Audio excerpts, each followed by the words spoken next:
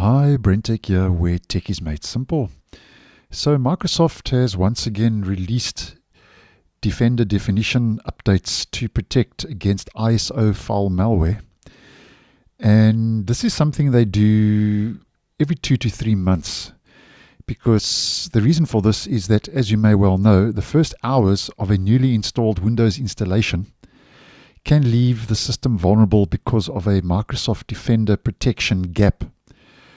And this is because the OS installation images may contain outdated anti-malware software definitions, which can be sometimes up to a couple of months old, which is not a good thing on a newly installed OS, because these installations then are inadequately protected until they receive the first anti-malware software update.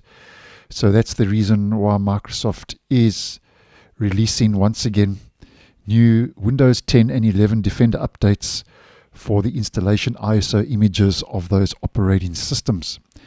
Now, if we just head over to that announcement, the feature will support the following OS installation images: Windows 11, Windows 10, that's Enterprise Pro and Home Editions, Windows Server 2022, 2019, and 2016.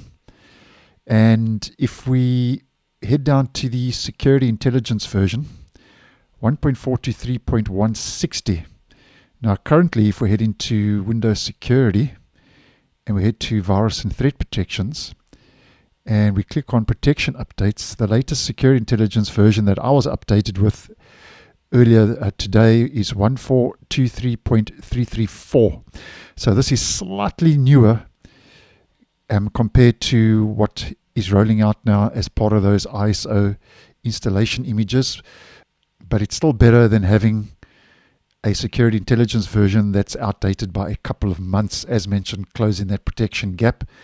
And here's the package size approximately. So for ARM64, that would be 78.2 megabytes.